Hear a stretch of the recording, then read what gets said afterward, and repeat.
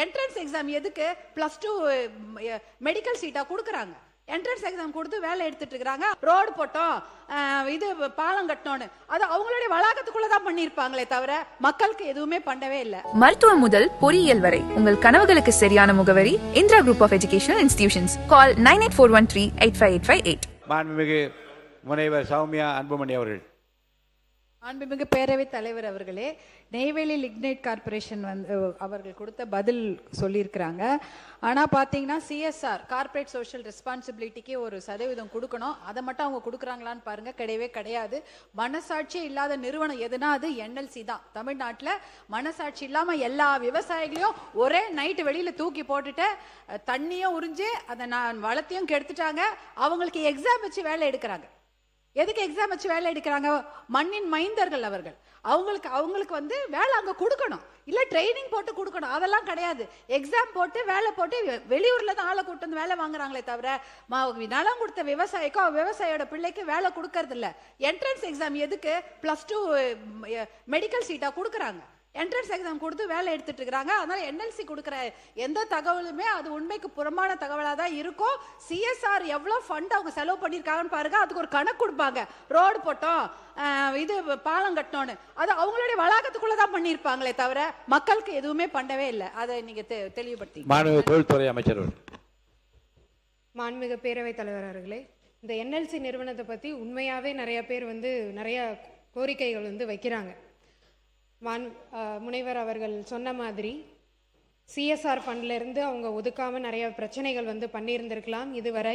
இதே மாதிரி விவசாயிகளுக்கு அதனால பாதிக்கப்பட்டு இன்னைக்கு இருந்திருக்கலாம். ஆனால் நம்ம முதலமைச்சர் என்னைக்குமே விவசாயிகளுக்கு ஏதாவது ஒரு பிரச்சனைனா நிற்கிறவர். கண்டிப்பாக அந்த பிரச்சனையை நாங்கள் இன்னைக்கு சால்வ் பண்ணி தருவோம். இந்த அரசாங்கம் இப்போ வந்திருக்கு, 3 மாதம் தான் ஆயிருக்கு. அதுக்கான கமிட்டி நீங்கள் கேட்ட மாதிரி நாங்கள் போட்டிருக்கோம். முத்தரப்பு பேச்சுவார்த்தை நடந்துகிட்டு இருக்கு. கமிட்டி இப்போ போட்டிருக்கோம். அதுக்கான தகவல்கள் உங்களுக்கு வரும். கண்டிப்பா யாருக்கும் எதிராக நாங்கள் நடந்துக்க மாட்டோம். விவசாயிகளுக்கு கண்டிப்பா சப்போர்ட்டா இருப்போம், மக்களுக்கும் சப்போர்ட்டா இருப்போம். அதே என்எல்சி நிறுவனம் அந்த மாதிரி இருக்காங்க அப்படின்னா அதுக்கான நடவடிக்கை இந்த அரசாங்கம் கண்டிப்பா எடுக்கும். ஒரே ஒரு விஷயம் மட்டும் நான் மென்ஷன் பண்ணிக்கணும்னு நினைக்கிறேன். சிவகாசி தொகுதி பற்றி பல பிரச்சனைகள் ரொம்ப டார்ச்சர் பண்ணி ஒரு விஷயங்கள் எதிர்கட்சியெல்லாம் பண்ணாங்க. அதாவது பிரச்சனைகள்லாம் முடிஞ்சிருச்சு, அதுக்கப்புறமா ஆர்ப்பாட்டம்லாம் நடத்தி பெரிய ஒரு மக்களுக்குள்ள அவங்களுக்கு இடையில ஒரு கன்ஃபியூஷனை உண்டு பண்ணிட்டாங்க. அதுக்காக நான் இதை பதிவு பண்ணணும்னு நினைக்கிறேன்.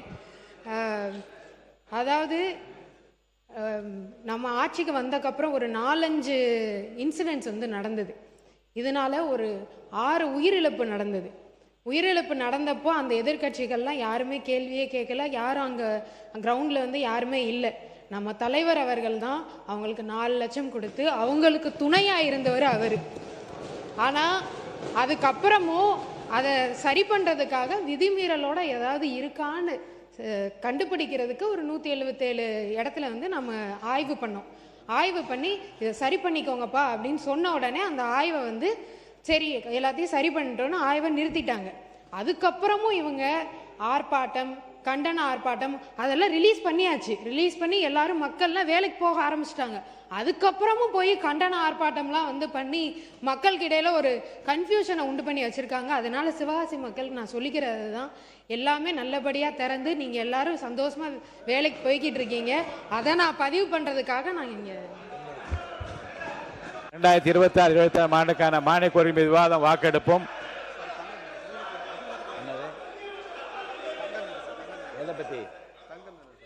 மாண்புமிகு உறுப்பினர் தங்கம் தென்னரசு அவர்கள்.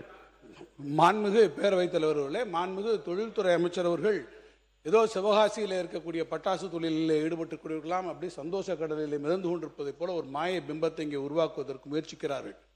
உள்ளபடியே இங்கே இருக்கக்கூடிய நிலைமை பட்டாசு தொழில் மிக கடுமையாக பாதிக்கப்பட்டிருக்கு. நானுடைய அரசியல் காரணங்களுக்காக சொல்லவில்லை. நாங்களும் போராட்டம் பண்ணோம். எதிர்கட்சியில் இருக்கவங்க மக்கள் பிரச்சனைகளுக்காக போராடுவது என்பது ஜனநாயகத்தில் எங்களுக்கு இருக்கக்கூடிய உரிமை.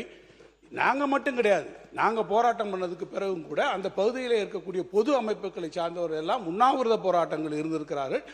அதில் பொதுவாக இருக்கக்கூடியவங்க எல்லாருமே ஏஐடிசியோ அவங்களே ஆர்கனைஸ் பண்ணியிருக்காங்க. அதில் சர்வகட்சியை சார்ந்தவர்கள் அத்தனை பேருமே கலந்து கொண்டு அந்த போராட்டங்கள் நடந்து கொண்டிருக்கிறார்கள்.